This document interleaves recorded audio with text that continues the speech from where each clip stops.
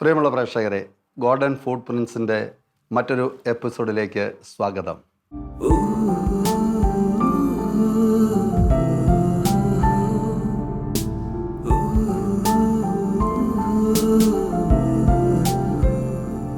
Monsignor George ആലങ്കലച്ചൻ്റെ വിശേഷങ്ങൾ തുടരുകയാണ്. പ്രത്യേകിച്ച് പരിശുദ്ധ മാതാവിൻ്റെ മധ്യസ്ഥത്താൽ അച്ഛൻ്റെ ജീവിതത്തിൽ കിട്ടിയ വലിയ അത്ഭുതങ്ങളെക്കുറിച്ച്, വലിയ അനുഗ്രഹങ്ങളെക്കുറിച്ച് പ്രേക്ഷകരോട് പങ്കുവയ്ക്കുന്ന സമയമാണിത്. അപ്പം മാതാവിനോട് പ്രാർത്ഥിച്ചാൽ മാതാവ് കൈവിടുകയല്ല. എനിക്കത് 100% ഇപ്പോഴും പറയും. ഞാൻ പറയും, ഇന്ന് വരെ അത് നിങ്ങൾക്ക് ഇനിയുള്ള ചരിത്രം കേൾക്കുമ്പോൾ മനസ്സിലാവുക. ഈ 4 പള്ളി കഴിഞ്ഞ് മുറിഞ്ഞപുഴ പള്ളി കൂതാശ ചെയ്തപ്പോൾ പിന്നെ മട്ടക്കുഴി പിതാവ് പള്ളി ബിഷപ്പായിട്ട് വന്നേ ഉള്ളൂ. എന്നെ വിളിച്ചിട്ട് പറഞ്ഞ് അടുത്ത ആഴ്ച ഞാൻ എന്നെ ഒന്നൊന്ന് കാണണമെന്ന് പറഞ്ഞു. പിന്നെ ഈ മുറിഞ്ഞപള്ളിയുടെ കൂതാശ കഴിഞ്ഞ് അമലഗിരടി ആദ്യമേ കഴിഞ്ഞു, ഇത് കിട്ടും കഴിഞ്ഞു. ഞാൻ ചെന്നപ്പോൾ പറഞ്ഞു, ഞാൻ സ്ഥലം മാറ്റാൻ പോവുക, ഞാൻ എരുമേലി ഫൊറാന പള്ളി വികാരിയാക്കുക, ഞാൻ ആ പള്ളിയോടെ പണിയിക്കണം. അതിൽ ഞാൻ ചെന്നപ്പോൾ പിതാവ് പറഞ്ഞു, ഉടനെ ഒന്നും കയറി വീഴരുത്, ഇങ്ങേർക്ക് ഇവർക്ക് തീർതി കൂടും, അപ്പം അതൊക്കെ ആലോചിച്ചിട്ട് പ്രാർത്ഥിച്ചിട്ട് നമുക്ക് പള്ളി പണിയണം, എരുമേലിക്ക് പറ്റിയ പള്ളിയായിരിക്കണം എന്ന് പറഞ്ഞു. ഞാൻ പറഞ്ഞു, എൻ്റെ പിതാവ് ഇതൊക്കെ സ്വപ്നം കാണാനേ പറ്റുള്ളൂ, രൂപ ഞാൻ ഉണ്ടാക്കണമെന്ന് പറഞ്ഞു. അപ്പം എനിക്ക് അത് കഴിഞ്ഞ ഉടനെ എരുമേലി പള്ളി അവിടെ ചെന്നു. അവിടെ ചെന്നപ്പോഴും ഞാൻ ആൾക്കാരോട് പറഞ്ഞ ഒരു കാര്യം ഇതേ ഉള്ളൂ, ഇവിടെ പള്ളി പണിയണമെന്ന രീതിയിൽ നിങ്ങൾ പ്രാർത്ഥിക്കുക കൂട്ടായ്മയിൽ. ഈ നന്മ പറഞ്ഞവർ നിസ്സായമാവട്ട് ആലോചിക്കണം. നിങ്ങൾ കൊന്ത എല്ലാവുന്നത്രയും പേര് കൊന്തയിൽ പ്രാർത്ഥിക്കണം, ബാക്കി മാതാവ് നടത്തുമെന്ന് പറഞ്ഞു. എന്നിട്ട് പുതിയവൻ വിളിച്ചു കൂട്ടി, 2 കക്ഷിയായിട്ടാണ് നിൽക്കുന്നത്. പുതിയവൻ വിളിച്ചു കൂട്ടിയപ്പോൾ അവർ പറഞ്ഞു, എരുമേലിക്കൊരു പള്ളി ആവശ്യമാണ്. ഒരു കൊച്ചിനെ സ്ഥലമേ ഉണ്ടായിരുന്നല്ലോ, അതിനകത്ത് ഇങ്ങനെ ഒരു കൊച്ചു പള്ളിയാണ്. അപ്പം അതിനപ്പുറത്തോട്ട് ഈ അച്ഛൻ സ്ഥലം മേടിച്ചിട്ടായിരുന്നു എനിക്ക് മുമ്പിലിരുന്ന അച്ഛൻ. ഞാനിങ്ങനെ പ്രാർത്ഥിച്ച് ആലോചിച്ച് പിന്നെ ഇങ്ങനെ ആലോചിച്ചപ്പം എൻ്റെ കൂട്ടത്തിലൊരു ഫാദർ തോമസ് ചെങ്ങനാരിപ്പറമ്പിൽ നിന്നൊരു അച്ഛനുണ്ട്, MST കാരനാണ്. അപ്പം അച്ഛൻ പറഞ്ഞു, നമുക്ക് അച്ഛൻ നല്ല പള്ളി പണിക്കണം, നമ്മൾ തീർത്തില്ലേ മറ്റുള്ളവർ തീർത്തോളും. ഞാൻ പാടമൊക്കെ ഉറപ്പിച്ച് കൊണ്ടുവന്നപ്പോൾ 135 അടി നീളം, അതായത് മോണ്ടളം തൊട്ട് പള്ളിയുടെ കുറവ് വരെ. പിന്നെ വീതി ഭിത്തിക്കനെ ഉൾപ്പെടെ 60 അടി വീതി, ഭിത്തി അതിനകത്ത് വരും, അല്ല ഭിത്തി വിട്ടല്ല 60. അത്രയുള്ളൊരു പള്ളിക്കാണ് പ്ലാൻ ചെയ്തത്. അപ്പം എന്നാൽ ഞാൻ പറഞ്ഞു, നമുക്ക് ഇത് തന്നെ തുടങ്ങാം. അപ്പം ഒരു പ്രാർത്ഥനയൊക്കെ അടിച്ചു, ഇടവുകളിൽ ചെല്ലാൻ വേണ്ടി കൊടുത്തു. അതൊക്കെ ആ സുവനീറിനകത്ത് കൊടുത്തിട്ടുണ്ട്. അപ്പോൾ ഇങ്ങനെ ചൊല്ലി ഡിസംബർ ആയപ്പം ഞാൻ പിതാവിനോട് പറഞ്ഞു, പിതാവ് ഇനിയിപ്പം പിതാവ് വന്ന് കല്ലിടണം. അതിനങ്ങനെ ഡിസംബർ 8-ാം തീയതി അവിടെ കല്ലിട്ടു. മാതാവിൻ്റെ ദിവസം 90 ഡിസംബർ 8-ന് കല്ലിട്ടു. അതിങ്ങനെ പല ചരിത്രങ്ങളായിട്ട് അതിനകത്ത് നിസ്സഹരിച്ചവരുണ്ട്, വിമർശിച്ചവരുണ്ട്. അത്രയും വലിയ പള്ളി വേണ്ടെന്ന് പറഞ്ഞവർ ഒത്തിരി എണ്ണമുണ്ട് വിമർശിച്ചവർ. ഇന്ന് അങ്ങനെ അത്രയും വലിപ്പത്തിൽ തന്നെ പള്ളി തീർത്ത് 93 ഡിസംബർ 8-ാം തീയതി പള്ളി കൂതാശ. ശരി, അതാ ഞാൻ പറഞ്ഞത്, അത് അങ്ങനെ വരുവുള്ളൂ. എങ്ങനെയാണേലും മാതാവിൻ്റെ തിരുനാൾ ദിവസം തുടങ്ങിയാൽ അതേ തീരുള്ളൂ. അപ്പോൾ അത് കഴിഞ്ഞപ്പം ഉടനെ പിതാവ് അന്നയച്ച് അവിടുത്തെ കടം തീർന്നു കഴിഞ്ഞപ്പോൾ എന്നോട് പറഞ്ഞത്, അച്ഛനെ ഞാൻ മൈനസ്വന്മാർ റെക്ടറാക്കാൻ പോവുക, അതിൻ്റെ കാലമായി, ഇപ്പോൾ അച്ഛനാകണം റെക്ടർ. അപ്പം ഞാൻ പറഞ്ഞു, എനിക്ക് റോമാ ഡിഗ്രി ഒന്നുമില്ല, ഞാൻ പാലാ കോളേജിൽ പഠിച്ച ഡിഗ്രി എനിക്കുള്ളൂ. പിന്നെ ആലുവ സെമിനാരിയിൽ നിന്ന് 2 ഡിഗ്രിയാണ്, തിയോളജിക്കും ഫിലോസഫിക്ക് ബാച്ചലർ ഡിഗ്രിയേ ഉള്ളല്ല, എനിക്കൊന്നുമില്ല. അതുകൊണ്ട് ഡോക്ടേഴ്സിനൊക്കെ പഠിച്ച് അവിടെയൊക്കെ ഒരു രൂപതയുടെ സെമിനാരി റെക്ടർ ആരാകണമെന്ന് ആരാ തീരുമാനിക്കേണ്ടതെന്ന് എന്നോട് തിരിച്ചു ചോദിച്ചു. ഞാൻ പറഞ്ഞു, അത് പിതാവ് തന്നെയാണ് തീരുമാനിക്കേണ്ടത്, എന്നാൽ എന്നെ മാറ്റിച്ചു പറയാൻ. ഇങ്ങാരം മെയ് 16-ാം തീയതി അവിടെ ചെന്ന് ചാർജ് എടുത്തിരിക്കണം. അത് ശരി, ഞാനൊന്നും മാറാനൊക്കെയല്ലോ. ഞാനെ തന്നെ മനുഷ്യന്മാർ റെക്ടറാക്കിയിരിക്കുന്നത്. അങ്ങനെ എന്നെ നിർബന്ധിച്ച് മനുഷ്യന്മാർ റെക്ടറാക്കി പല കാര്യങ്ങളും ഉള്ള എന്നോട് പറഞ്ഞിട്ടുണ്ട്. അത് കഴിഞ്ഞ് ഇവിടെ വന്നപ്പോൾ എനിക്ക് ശ്വാസം മുട്ടൽ. എനിക്ക് ആ സെമിനാരിയിൽ നടന്ന് മെയിൻ റോഡ് വരെ പോകാൻ പറ്റുകയില്ല. എനിക്ക് പറത്താൻ സംസാരിക്കാൻ പറ്റുന്നില്ല, കയറ്റം കയറാൻ ഒട്ടും പറ്റുകയില്ല, സ്റ്റെപ്പ് കയറാൻ പറ്റുകയില്ല. അപ്പം എന്നോട് ഞാനിങ്ങനെ പറഞ്ഞ ഉടനെ പിതാവ് പറഞ്ഞു, ഞാൻ ചടയുന്ന യൂണി ഡോക്ടറെ പോയി കാണാൻ പറഞ്ഞു, കാരിത്താസിൽ. കണ്ട പുള്ളി പറഞ്ഞു, അച്ഛൻ്റെ അയോട്ടിക് വാൽവ് കാൽസിഫിക്കേഷൻ വന്ന് അടഞ്ഞിരിക്കുക, ഇങ്ങനെ പോയാൽ 30 ദിവസം കൂടി ജീവിക്കാൻ പറ്റുമായിരുന്നു. ബ്ലോക്കാ. അപ്പം കേരളത്തിൽ തിരുവനന്തപുരത്ത് മാത്രമേ ഇത് ഓപ്പറേഷനുള്ളൂ. 6 മാസം കഴിയണം അവിടെ ഒരു ഓപ്പറേഷൻ അവസരം കിട്ടണം. ഞാൻ ജീവിച്ചിരിക്കുകയില്ല. ഉടനെ പിതാവ് അറക്കലച്ചനെ കൂടെ വിളിച്ചു. എന്നിട്ട് പറഞ്ഞു പിന്നെ മദ്രാസ് മെഡിക്കൽ മിഷനിൽ പോകാൻ പറഞ്ഞു. അച്ഛനെയും കൂട്ടി പിന്നെ എൻ്റെ കൂട്ടത്തിൽ പിടിച്ച അച്ഛന്മാരുണ്ടായിരുന്നു, വീട്ടുകാരുണ്ടായിരുന്നു, എല്ലാവരും കൂടെ അവിടെ ചെന്നു. അവിടെ ചെന്ന് ഓപ്പറേഷൻ ചെയ്യാനായിട്ട് തിയേറ്ററിൽ കയറി. അപ്പോഴും എനിക്കൊരു വിചാരമുണ്ട്, ഈ അമ്മയോട് ഞാൻ പ്രതീക്ഷനോട് പറഞ്ഞു, ഒരു പക്ഷേ ഞാൻ എൻ്റെ മൃതശരീരമായിരിക്കും ഇവിടെ കൊണ്ടുവരുന്നത്, എനിക്കറിയത്തില്ല. ജീവനുണ്ടെന്ന രീതിയിൽ അമ്മ മുഖേന കിട്ടുന്നതാണ്. പരിസ്ഥിതി ഇപ്പോഴും മരണസമയത്തും പ്രാർത്ഥിക്കുന്ന അമ്മ. തലേ ദിവസവും ഈ കൂട്ടത്തിൽ കൂടി അറക്കലച്ചൻ എന്നെ ഞാൻ പറഞ്ഞു എനിക്ക് രോഗീലവനത്തുണ്ടെന്ന് പറഞ്ഞു. വളരെ പുള്ളി കരച്ചിലും കൊണ്ട് തുടങ്ങി രോഗീലതണ്ടതിൽ. അപ്പോൾ ഞാൻ ഓർത്ത് ഇതിന് അത്രയും സീരിയസ് ആണോ. ഡോക്ടർ പറഞ്ഞു ഒന്നും പേടിക്കണ്ട, അച്ഛൻ കുടിക്കുകയും വലിക്കുകയും ഇല്ലാത്തതുകൊണ്ട് അച്ഛൻ്റെ ലങ്സ് പെർഫെക്റ്റാണ്. അതുകൊണ്ട് ഞങ്ങൾക്കൊന്നും ചെയ്യാൻ പറ്റിയല്ല, ഞങ്ങൾ കൂട്ടിക്കെട്ടി വെക്കാനേ പറ്റുള്ളൂ. ഇത് 3 ദിവസം വെൻറ്റിലേറ്ററിടും. 3-ാം പൊക്കം ഒരു ഷോക്ക് തരും ഇതുകൊണ്ട് ഇലക്ട്രിക്. അന്നേരം ഓട്ടോമാറ്റിക്കലി ശ്വാസം എടുക്കണം. അമ്മയുടെ എടുത്ത ശ്വാസം നിന്നു, മരണം കഴിഞ്ഞ് 2ാമത്തെ ജന്മത്തിലേക്ക് വരികയാണെന്ന് പറഞ്ഞു. അപ്പം ഈ ഞാനിങ്ങനെ മാതാവിനെ സ്വപ്നം കണ്ടുകൊണ്ട് കിടക്കുന്ന ഇത് വന്നുകൊണ്ട് ഈ ഇങ്ങനെ പുറത്തിറങ്ങിയിട്ട് ഡോക്ടേഴ്സ് എല്ലാം നിൽപ്പുണ്ട്. അന്നേരം കിട്ടി. അല്ലെന്നിരി നമ്മളെ പെട്ടി കയറ്റി വിടുതലേ ഉണ്ടാവുള്ളൂ. പിന്നെ ഡോക്ടേഴ്സ് ഒന്നും ചെയ്യാനില്ല. നമ്മുടെ ലങ്സ് പെർഫെക്റ്റ് അല്ലെന്നിരി പറഞ്ഞു. കുടിക്കുന്നവരും വലിക്കുന്നവരും ആണെന്നിരി ഇങ്ങനെ കിട്ടുകയില്ലെന്ന് പറഞ്ഞു. ശ്വാസം കിട്ടുകയില്ല. ലങ്സ് മാറി വെച്ചാലും ശ്വാസം കിട്ടുകയില്ല. അപ്പം പിന്നെ അതുകൊണ്ട് ഒത്തിരി പേര് നിർബന്ധിച്ച് ചെയ്യിച്ചിട്ട് പെട്ടിക്കയറ്റി വിടുക എന്ന് പറഞ്ഞു. അവസാനം ചെയ്യാതിരിക്കുകയാണെങ്കിൽ കുറച്ച് ദിവസം കൂടെ ജീവിക്കാമെന്ന് പറഞ്ഞു. അന്നേരം സമ്മതിക്കുകയില്ല. അതാവ് കണ്ടോണ്ടിരിക്കുകയാണല്ലോ. അതാ കണ്ടോണ്ടിരിക്കുക. അച്ഛൻ എപ്പോഴും ഇങ്ങനെ ജപമാല കൈ പിടിച്ചും പോക്കറ്റിലിട്ടും ഒക്കെ അങ്ങനെ കൊണ്ടു നടക്കുന്ന ഒരു രീതി. അത് ഞാൻ അച്ഛൻ സെമിനാരിൽ അന്ന് എപ്പോഴാണെന്നില്ല ഞാൻ പോക്കറ്റിൽ ജപമാല ഇടാം. അച്ഛൻ്റെ പോക്കറ്റിൽ എപ്പോഴും കാണണമല്ലോ. ഇപ്പോഴും ഉണ്ട് പ്രേക്ഷകർക്ക് കാണാനായിട്ട്. പ്രേക്ഷകർ കാണാൻ ഇതാ ഇപ്പം ഞാൻ ഈ പഞ്ചവർണ്ണക്കൊന്തയായി ഇപ്പം. അത് ബ്യൂട്ടിഫുൾ. ഇങ്ങനെ 5 ഭൂഖണ്ഡങ്ങളെ കൂടെ ഓർത്ത് പ്രാർത്ഥിക്കാൻ വേണ്ടിയിട്ട് 5 ഭൂഖണ്ഡങ്ങളെ ഓർത്ത് പ്രാർത്ഥിക്കാൻ വേണ്ടിയിട്ട് 5 കളറല്ലേ. അതാണ് 5 കളറല്ലേ. അത് മജകോരയിൽ നിന്ന് ഒരു അച്ഛൻ കൊണ്ടുവന്ന് തന്നതായിക്കോട്ടെ. അതിപ്പം 2-3 കൊല്ലം ആയതാ. അപ്പം ഞാനതിങ്ങനെ ഇല്ലെന്നേ ഉള്ളൂ. അച്ഛാ, ഈ മാതാവിൻ്റെ ധാരാളം രൂപങ്ങൾ, അതേപോലെ തന്നെ വ്യത്യസ്ത തരം കുരിശുകൾ എൻ്റെ ഒരു കളക്ഷനൊക്കെ ഉണ്ട് എന്ന് കേട്ടിട്ടുണ്ട്. അതിനെക്കുറിച്ച് കുരിശിൻ്റെ ശക്തി ഈ ഗ്രേറ്റ് ഗ്രാൻഡ് ഫാദറെ ഒരു മൃഗങ്ങൾക്ക് ഞങ്ങൾ പിള്ളേർക്കൊക്കെ അസുഖം വന്നാൽ പുള്ളി എന്നാ ചെയ്യുന്നറിയോ, പുള്ളി ആനാമ്പള്ളം കൊണ്ട് നെറ്റിയെ തൂത്തേച്ച് ആവായിക്കും പത്തണം വാകുശായും സ്തുതിയാരി കെട്ടി ഈ കുഞ്ഞിനെ സുഖപ്പെടുത്തണം എന്നൊക്കെ പറയും. അത് മിക്കവാറും അപ്പനി അതുകൊണ്ട് പോകും. കന്നുകാലികൾക്ക് അസുഖം വന്നാലും കന്നുകാലി തീറ്റ തന്നാലും പുള്ളി ഇത് കൊണ്ടുവന്ന് കുരുത്തോല ചുട്ട് കരിച്ച വെള്ളത്തിൽ കലക്കിയിട്ട് ഉപ്പും കൂടി ഒഴിച്ച് അങ്ങ് കൊടുക്കും. അതൊക്കെ അത് പോകും. കുരിശിൻ്റെ ഒരു ശക്തിയല്ലേ. പിന്നെ ഈ കുരിശിൻ്റെ ശക്തി എന്ന് പറയുന്ന അത് വിശ്വസിക്കുന്നവർക്ക് അത് ലഭിക്കുകയുള്ളൂ.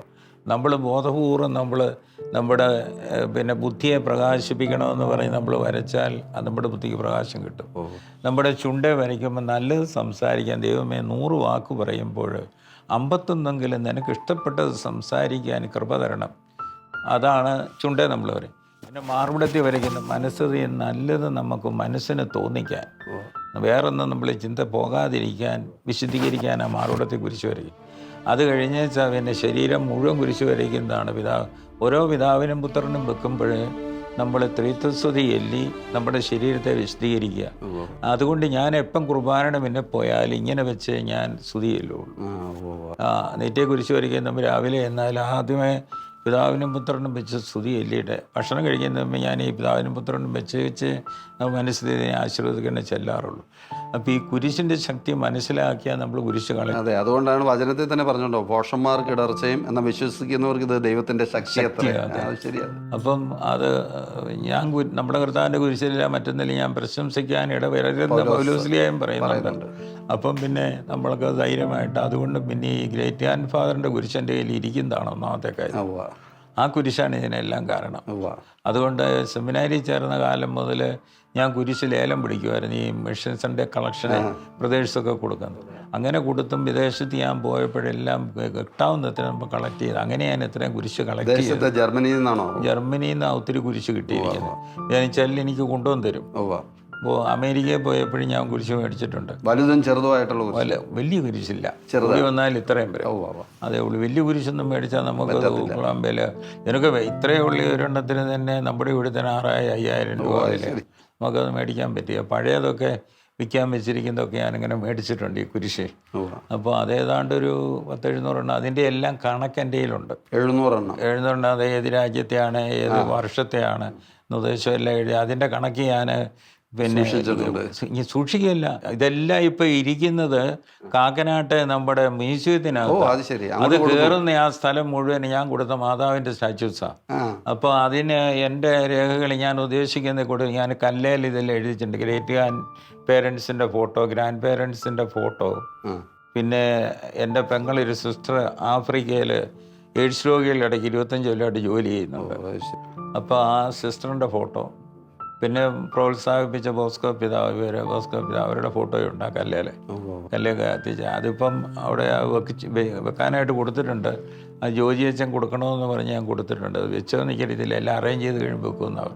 അപ്പം പിന്നീട് ഇത് എവിടെ നിന്ന് കിട്ടിയെന്ന് ചോദിക്കണ്ട, അത് ഇന്നടത്തുനിന്ന് ഇന്ന വഴിയിലാണ് കിട്ടിയിരിക്കുന്നത്. 1100 ശിലാനം കുരിശുണ്ട്. 13 ലക്ഷത്തിൻ്റെ വില വരും. അത് 13 ലക്ഷം രൂപ. അത് ഞാൻ പൈസ മേടിച്ചോണ്ടല്ലോ കൊടുത്തത്.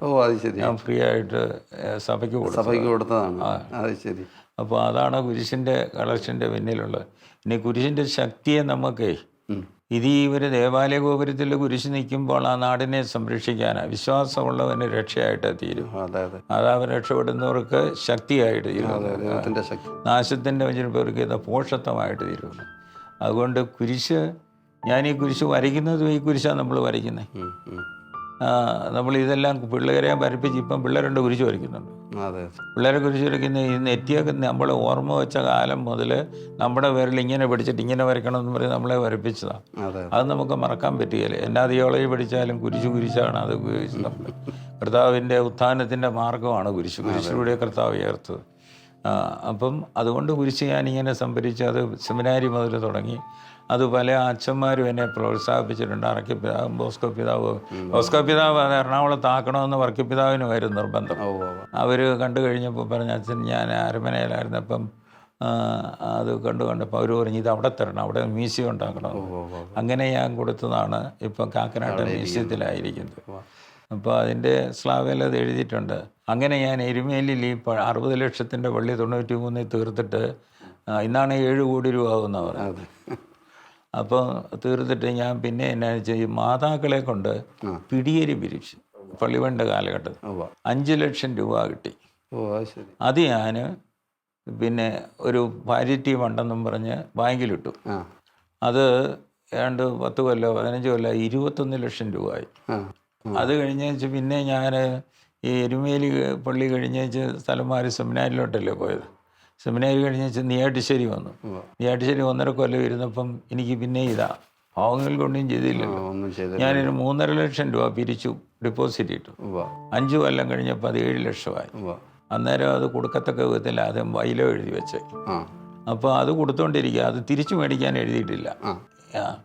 അത് അങ്ങനെ 7 ലക്ഷം ഇപ്പോഴും ഇരിക്കുന്നു. അത് കഴിഞ്ഞ് ഞാൻ കത്തീഡ്രൽ പള്ളിയിൽ പിന്നെ കത്തീഡ്രലല്ല പിന്നെ വികാരിയാണ്ടാളായിട്ട് ഫോട്ടോസെഞ്ചുലസായിട്ട് പിതാവിൻ്റെ കൂട്ടത്തിലായിരുന്നല്ലോ. അതിനെക്കുറിച്ചൊന്നും പറഞ്ഞില്ലല്ലോ. അത് പിതാവ് ഇങ്ങനെ നിർബന്ധിച്ചു. ഞാനതുകൊണ്ട് പോയി 9 കൊല്ലം ഞാൻ ആദ്യമേ അത് പ്രശ്നം പിടിച്ചതാണ്. ഈ നമ്മുടെ ഉത്തരവാദിത്തങ്ങൾ ഒത്തിരി പ്രശ്നങ്ങൾ ഇടവുകളും എല്ലാം അതെല്ലാം ഞാൻ പറയും മാതാവിനെ നിങ്ങൾ പ്രാർത്ഥിക്കുക, ഞാനും പ്രാർത്ഥിക്കുക, അല്ലാതെ നമുക്കൊന്നും ചെയ്യാൻ പറ്റുകയില്ലേ. ഈ നെയ്യാറ്റിശ്ശേരിപ്പിള്ള മാതാവിൻ്റെ അല്പമാതാവിൻ്റെ സ്റ്റാച്ചു അതിൻ്റെ അടയാളമാണ്. അത് ഇടവക്കാർക്കറിയാം. അത് സ്ഥാപിച്ചതിൻ്റെ പിന്നെ ചരിത്രം തന്നെയാണ്. അതുപോലെ ഞാൻ ഈ പ്രോട്ടോജൻജലസ് ആകുന്നത് പ്രഥമ വികാരിയൻ്റെ ആള്. അല്ല, അത് റോമിൽ നിന്ന് തന്നെയുള്ള പ്രത്യേക. അത് റോമിൽ നിന്നല്ല, അത് പിന്നെ ബിഷപ്പാ തീരുമാനിക്കുക. ബിഷപ്പ് തീരുമാനിച്ച ഈ മോൺസിംഗർ പദവി പിന്നെ റോമിൽ നിന്ന് എനിക്ക് കിട്ടിയതാണ്. അത് 1920 40 കൊല്ലം പൗരോഹിത്യം സ്വീകരിച്ച് പൂർത്തിയായ വർഷം അത് കിട്ടിയതാണ്. അത് റോമിൽ നിന്ന് കിട്ടി. ഈ വിരോധ വേറെ ആർക്കും കിട്ടിയിട്ടില്ല. അപ്പം അന്നേരം ഞാൻ പത്തനംതിട്ടയായിരുന്നു. പത്തനംതിട്ട പള്ളിയുടെ വികാരിയേണ്ട ആൾ വരുന്നത് ചെഞ്ചല്ലൂസായിരുന്നു. ഇവിടെ പ്രോട്ടോ ചെഞ്ചല്ലൂസായിരുന്നു. ഞാൻ പ്രോട്ടോ ചെഞ്ചല്ലൂസിലായിരിക്കുമ്പോൾ പിന്നെയാണ് വടവാതൂർ സെമിനാരിയിൽ സെനറ്റിലേക്ക് എന്നെ 3 കൊല്ലം വെച്ചു, 3 പിതാക്കന്മാർ കൂടി പാരീഷ് റെപ്രസെൻറ്റേറ്റീവായിട്ട് 3 കൊല്ലം ഞാൻ അങ്ങനെ ഒരു ശുശ്രൂഷ വടവാതൂർ സെമിനാരിക്ക് വല്ലപ്പോഴും മീറ്റിംഗ് കൂടും പോവുക, സജഷൻസ് കൊടുക്കുക ഇടവകയുടെ വികാരി എന്ന നിലയിൽ. പിന്നെ ധ്യാനിപ്പിക്കാൻ പറ്റി 26 കൊല്ലം ഞാൻ ധ്യാനിപ്പിച്ചുകൊണ്ട് നടന്ന ആളാണ്. ഞാൻ ഈ പാലായിലെ കത്തീഡ്രലിലും കുറവലങ്ങാട് പള്ളിയിലും പിന്നെ പഴയ പള്ളിയിൽ അവിടെയൊക്കെ ഞാൻ ധ്യാനിപ്പിച്ചിട്ടുള്ളതാണ്. അപ്പോൾ ഒരു വലിയ ഒരു ധ്യാനഗുരുവും കൂടിയായിരുന്നു അല്ലേ? 26 കൊല്ലമായപ്പോൾ പ്രൊട്ടസ്റ്റന്റ് ജുലിസായ പിതാവ് പറഞ്ഞു പിതാവിന് എന്നും പരിപാടിയാണ്. അപ്പോൾ പിന്നെ പ്രൊട്ടസ്റ്റന്റ് ജുലിസോടെ പോയാൽ എന്നെ അയ്യോന്ന് ചോദിച്ചു. അപ്പോൾ ഞാൻ ഈ സെമിനാരികളിൽ ഒത്തിരി ധ്യാനിപ്പിച്ചിട്ടുണ്ട്. തിരുവല്ല, തിരുവനന്തപുരം വൈദികർക്കും വേണ്ടിയിട്ട്, മാണ്ഡ്യ മിഷന് വേണ്ടി, മാണ്ഡ്യ മിഷനിലെ വൈദികരെ ഞാൻ ധ്യാനിപ്പിച്ചു. പിന്നെ രൂപതയിലെ തന്നെ മാസധ്യാനത്തിന് 3 പ്രാവശ്യം ആർക്കെ പിതാവ് പറഞ്ഞിട്ട് ഞാൻ ടോക്ക് കൊടുത്തിട്ടുണ്ട്. നമ്മൾക്ക് ബോധ്യമുള്ള കാര്യം നമ്മൾ പറഞ്ഞു കൊടുക്കുന്നു. ഇനിയിപ്പോൾ നമ്മുടെ അപ്പൻ്റെ അമ്മയുടെ കാര്യം പറയാനിരിക്കുക. അപ്പൻ്റെ എൻ്റെ മദർ 32 കൊല്ലം പ്രമേഹ രോഗിയായിരുന്നു. അപ്പോൾ അത് കഴിഞ്ഞപ്പോൾ കണ്ണ് കാണാൻ മേലെന്നായി. അമ്മയ്ക്ക് എന്നും പള്ളിയിൽ പോകണമായിരുന്നു. കണ്ണി കാണുകയില്ലായപ്പോൾ അനിയൻ്റെ കൊച്ചുങ്ങൾ കയ്യെ പിടിച്ചാൽ പള്ളിയിൽ കൊണ്ടുപോയി. അത് കഴിഞ്ഞ് പിന്നെ ദിവസവും ഞാൻ വീട്ടിൽ കുർബാനയുള്ളതെന്ന് പറഞ്ഞു. അപ്പം ഫാദറിനും ക്ഷീണമാണ്. അപ്പം വീട്ടിലങ്ങനെ കുർബാനയില്ലേ. അപ്പം പിന്നെ ഈ കണ്ണ് കാണാതെ വന്നു കഴിഞ്ഞപ്പോഴും അമ്മച്ചി ചിരിച്ചോണ്ടേ വർത്താനം പറയുള്ളൂ. വട്ടക്കുഴി പിതാവൊക്കെ വരികയാണ്. എന്നെ ഒരു ദിവസം 2 അച്ഛന്മാർ വന്നപ്പോൾ പറഞ്ഞു, പിന്നെ മലയാറ്റൂർ മലയുടെ അടിയിലെങ്ങാനും കൊണ്ട് ഇരുത്തുകയാണെങ്കിൽ ശരിയാ, 2 കണ്ണും കാണുകയല്ല, 2 കാലും മുറിച്ച് കളഞ്ഞതാണ്, വല്ലതും 10 പൈസയുടെ ആരെങ്കിലും പോകുമെന്നൊക്കെ തമാശായിട്ടേ. എന്നിട്ട് പിന്നെ വേദന വരുന്ന നേരം മക്കളെ പങ്കപ്പാട് ഓർക്കണം, ഹൂ വെച്ച് നിലവിളിച്ചിട്ടൊരു കാര്യവും ഇല്ല, ശരീരമുള്ള കാലേ സഹനമുള്ളൂ, ശരീരം വിട്ട് കഴിഞ്ഞാൽ ഞാൻ സ്വതന്ത്രയായി, അത് നിങ്ങൾ മനസ്സിലാക്കണം, ഇത്രേ ഓർത്തിരിക്കാൻ പറഞ്ഞു. എൻ്റെ കണ്ണ് കാണാത്തതിലൊന്നും എനിക്കൊരു പ്രയാസമില്ലെന്ന് പറഞ്ഞു. യഥാർത്ഥത്തിൽ കണ്ണ് കാണുന്ന ഒരു അമ്മയായിരുന്നു. അല്ല, ആരോട് എന്നാലും സ്വരം കേൾക്കുമ്പോൾ അറിയായിരുന്നു. പിതാക്കന്മാരുള്ള അച്ഛന്മാരാണേലും പെട്ടെന്ന് പറയും ഇന്നാരല്ല എന്ന് പറയായിരുന്നു. അപ്പോൾ മരണസമയത്ത് എന്നോട് ആരാണ്ട് പറഞ്ഞു, ഞാൻ ബിഹാരിയാനുള്ള ആളാണ്. അപ്പോൾ എന്നോട് ആരാണ്ട് പറഞ്ഞു, പിന്നെ അമ്മയ്ക്ക് എനിക്കായിട്ട് ആശുപത്രിയിലാണ്. എന്നാൽ ഞാൻ ചെങ്ങളത്ത് ആശുപത്രി ചെന്ന് വെച്ചാൽ ഞാൻ പെട്ടെന്ന് അവിടെ ചെന്നു. എൻ്റെ ഒച്ച കേട്ടപ്പോഴേ ചോദിച്ചു, മകനെ ഇന്നൊന്നുകൂടി എനിക്ക് വിശുദ്ധ കുർബാന തരാമെന്ന് ചോദിച്ചു. ഞാൻ ചോദിച്ചു, രാവിലെ കൈക്കൊണ്ടില്ല, സോജി കന്നാലിച്ചൻ രാവിലെ കൊടുത്തതാണ്, ഇപ്പോഴത്തെ MMD ഡയറക്ടറെ, എന്നാണ് എനിക്കെൻ്റെ കൊച്ചച്ഛനാണ്. അപ്പം പറഞ്ഞു, ഒന്ന് കൈക്കൊണ്ടു, എനിക്ക് ഒന്നുകൂടെ കൈക്കൊള്ളണമെന്നാണ് പറയും. നാളത്തെ ഞാൻ വെച്ചാൽ നാളെ കൈക്കൊണ്ടാൽ പോരെ, നാളത്തെ കാര്യം എൻ്റെ മകനെ എനിക്കറിയണ്ട, എനിക്കൊന്നുകൂടെ വേണം. ഞാൻ കുർബാന എഴുന്നള്ളിച്ച് കൊടുത്ത് ഈശോ യോസേപ്പ് എന്ന് പറയാൻ തുടങ്ങി. അപ്പോൾ അത് കഴിഞ്ഞ് വെച്ച് പിന്നെ പറഞ്ഞ് എല്ലാവരും വന്നിട്ടുണ്ട്, വല്യപ്പനും വല്യമ്മയും വന്നു, അവരുടെ അപ്പനും അമ്മയും വന്നു, ഈ ജീവിച്ചിരുന്ന പുള്ളിക്കാരത്തി ഉണ്ടാകാലത്ത് ഈശോ യോസേപ്പും വന്നു, എനിക്ക് പോകാറായെന്നാണ് തോന്നുന്നു. ശരി. അങ്ങനെ പറഞ്ഞു കഴിഞ്ഞപ്പോൾ ഞാൻ പോകുന്നില്ലെന്ന് പറഞ്ഞു. ഉടനെ പറഞ്ഞു, മോനെ പൊക്കോ, ആവശ്യമുണ്ട് ഞാൻ വിളിപ്പിച്ചോളൂ. അപ്പോൾ 4 മണിയായപ്പം അനിയനോട് പറഞ്ഞു, ഫോൺ വിളിച്ച് എന്നെ അവിടെ എത്താൻ പറഞ്ഞു. അപ്പോൾ ഈ ജോപ്പൻ എന്ന് പറഞ്ഞ് ഇവിടുത്തെ ഡ്രൈവർ ഉണ്ട് അരമനയിൽ. ഞാൻ ഡ്രൈവറുമായിട്ട് ഓടിച്ചെന്നു. അവിടെ ചെന്ന് എൻ്റെ ഒച്ച കേട്ടപ്പോഴേ പറഞ്ഞു, പിന്നെ ഞാൻ മരിച്ചു പോകും, അതുകൊണ്ട് നിങ്ങൾ ഈശോ യോസേപ്പ് കൊച്ച ചൊല്ലിക്കോളാം പറഞ്ഞു. അന്നേരത്തേന് കൊച്ചച്ഛൻ വന്നു. കൊച്ചച്ഛൻ സൂചി കന്നാലിലെ അച്ഛൻ മരണസമയത്തെ പ്രാർത്ഥന അച്ഛനോട് എല്ലാം പറഞ്ഞു. അച്ഛൻ അത് ചെല്ലി ശരീരത്തിന് ആത്മാവ് വേർപിരിയുന്ന ഭാഗം ചെല്ലിയപ്പോഴും അമ്മച്ചി മരിക്കുകയും ഇവിടെ പാകാലം 5:15 പള്ളിയും പണിയടിക്കുള്ളൂ, അത് കഴിഞ്ഞാൽ കുർബാന നടക്കുള്ളൂ, പിറ്റേ ദിവസക്കാരെ അറിയേണ്ടെന്നല്ലേ പറഞ്ഞു. ഒരു മഴക്കാലമായിരുന്നു. പക്ഷേ 5-6 പിതാക്കന്മാർ വന്നു അമ്മയെ അടക്കാനായിട്ട്. അതാ എനിക്ക് അത്ഭുതം. അമ്മ എന്തേലും സഹിച്ചിട്ടുണ്ടോ അതിനെല്ലാം അമ്മയ്ക്ക് പ്രതിഫലം കിട്ടിയെന്നുള്ളതാണ്. ഈ കാതോലിക്ക തിരുമേനിയൊക്കെ വന്നായിരുന്നു, മറ്റു പിതാക്കന്മാരും. അപ്പം ഈ എങ്ങനെ ജീവിതമോ അങ്ങനെ മരണം. ഭയങ്കര മഴക്കാലത്തായിരുന്നു. അപ്പുറത്തെല്ലാം ഭയങ്കര മഴ, കൂരാലിക്കപ്പുറം, പള്ളിക്കത്തോണ്ടപ്പുറം. പിന്നെ ഈ പിതാവിൻ്റെ ക്ലാസ്മേറ്റ് മുലക്കാട്ട് പിതാവ്, മുലക്കാട്ട് പള്ളിക്കത്തോണ്ടപ്പുറം പൊടി പിടിച്ചു മഴയാണെന്ന് പറഞ്ഞു. പക്ഷെ ആനിക്കാട്ട് മഴ പെയ്തില്ല, മൂടിക്കിടന്നു. അച്ചായനങ്ങനെ ഉത്തരവാദപ്പെട്ട ജോലികളൊന്നും ചെയ്യലായിരുന്നു പുള്ളി, അങ്ങനെ ഒരു കാര്യം റിസ്ക് ചെയ്യല. അതുകൊണ്ട് പുള്ളി അവസാനം ഭാഗ്യപ്പെട്ട അന്ത്യമൊക്കെ പുള്ളിക്ക് കിട്ടി. പുള്ളിക്ക് ഉത്തരവാദിത്വം ഏറ്റെടുക്കുന്ന നേച്ചറിൽ ഇത്രയും എല്ലാം കൂടെ തന്നപ്പോൾ എല്ലാം പൂർണ്ണതയല്ല. പിന്നെ തീർച്ചയായിട്ടും അങ്ങനെ പറ്റില്ലല്ലോ. അങ്ങനെ പറ്റില്ല. നമ്മൾ ദൈവത്തെ നന്ദി പറയണം. പിന്നെ ഈ പെങ്ങള് സിസ്റ്റർ, അതും ആഫ്രിക്കയോട് ഇഷ്ടപ്പെട്ടു. എന്നിട്ട് ഡിസംബറിൽ വന്നപ്പോൾ പറഞ്ഞു, എൻ്റെ മകളെ ഞാൻ മരിച്ചതിന് ശേഷം നീ ചുംബിക്കാൻ വരണ്ട, അതുകൊണ്ട് ഇപ്പം നിനക്കൊരു ചുംബനം ഞാൻ തന്നു വിടുക, ഞാൻ മരിക്കും, നീ അവിടെ ഇരുന്ന് പ്രാർത്ഥിക്കുക, എവിടെ എന്നെ നോക്കാൻ പിള്ളേരുണ്ടല്ലോ, അതുകൊണ്ട് നീ പോരണ്ടെന്ന്. കെട്ടിപ്പിടിച്ച് ഉമ്മയും കൊടുത്തു വിട്ടു. ഞങ്ങൾ അറിയിച്ചിട്ട് 4 ദിവസം മദർ സുപ്പിയറുടെ പ്രൊവിൻഷ്യലൊക്കെ പറഞ്ഞ് വിളിച്ചിട്ടും അമ്മച്ചി അങ്ങനെയാണ് പറഞ്ഞത്, ഞാൻ പോരുകയായിരുന്നു, ഞാൻ ഇവിടെ ഇരുന്ന് കൂടുന്നേ ഉള്ളൂ, വന്നില്ല. സിസ്റ്റർ തെരേസയുണ്ട്. അങ്ങനെയായിരുന്നു പെങ്ങളുടെ അമ്മച്ചിയുടെ ആ കാഴ്ചപ്പാട് തന്നെയാണ് പെങ്ങൾക്ക് ഉള്ളത്. അതുകൊണ്ട് എയ്ഡ്സ് രോഗികളുടെ ഇടയ്ക്കാണ് 25 കൊല്ലമായി. ഭാഗ്യപ്പെട്ട ഒരു കുടുംബം. എനിക്ക് നിങ്ങളോട് പറയാനുള്ള എൻ്റെ വ്യക്തിപരമായ ബോധ്യമനുസരിച്ച് പരിശുദ്ധ കുർബാനയുടെ സന്നിധിയിൽ ശരണം ഗമിക്കുക, പാടുള്ളിടത്തോളം ജപമാലയിലുക. നമ്മളെല്ലാം കുറ്റവും കുറവുകളെ ഞാൻ പറയാം. ആയാമേ 3rd ക്ലാസ് ഡൂക്കിലി priest of the diocese Kanjirappally. അതിൽ കൂടുതൽ എനിക്ക് വിലയില്ല. കാരണം ഞാൻ ഇതൊന്നും എനിക്ക് ഇതിനകത്തൊന്നുമല്ല. കാരണം നമ്മളെങ്ങനെ മരിക്കണം, ഇങ്ങനെ ഒരു ഭാഗ്യപ്പെട്ട അന്ത്യം കിട്ടണം. ഞാൻ പ്രാർത്ഥിച്ച വിശുദ്ധരുടെ പള്ളിയിൽ കൂടെ ഞാൻ ഇരുന്നിട്ടുള്ളൂ. മാതാവിൻ്റെ പള്ളിയിലാണ് കൂടുതലും ഇരുന്നത്. പിന്നെ യോസേപ്പ് പിതാവ് സെമിനാരിയിൽ അതായിരുന്നു. പിന്നെ ഗീവർഗീസിൻ്റെ പള്ളികൾ 2 ഇതെല്ലാം. അതുകൊണ്ട് ആ വിശുദ്ധരല്ലാതെ അതിനപ്പുറത്തൊരു പള്ളിയിലോട്ട് എന്നെ വിട്ടിട്ടുമില്ല. പ്രിയപ്പെട്ട പ്രേക്ഷകരെ, നമ്മൾ അവസാനിപ്പിക്കുകയാണ്. എളിമയുടെ ഈ പ്രവാചകൻ്റെ ഓർമ്മകൾ, അനുഭവങ്ങൾ, പ്രാർത്ഥനകൾ തീർച്ചയായിട്ടും നമ്മുടെ ജീവിതത്തെ പ്രകാശിപ്പിക്കട്ടെ. അച്ഛാ, ഈശോ മിശിഹായിക്ക് സ്തുതിയായിരിക്കട്ടെ. ബഹുമാനപ്പെട്ട ജോർജ് ആലിക്കലച്ചൻ്റെ പൗരോഹിത്യ ജീവിതം ഈ കാലഘട്ടത്തിലെ പുരോഹിതർക്ക് ഒരു വലിയ മാതൃകയാണ്. പ്രാർത്ഥനയുടെ കരം പിടിച്ചുകൊണ്ട് ജീവിതത്തിലെ പ്രയാസങ്ങളെ അതിജീവിച്ചുകൊണ്ട് മുന്നോട്ട് പോകാൻ അച്ഛൻ്റെ ജീവിതാനുഭവങ്ങളിലൂടെ ഓർമ്മിപ്പിച്ചു. അച്ഛൻ്റെ പൗരോഹിത്യ ജീവിതം നമുക്ക് മാതൃകയായി തീരട്ടെ.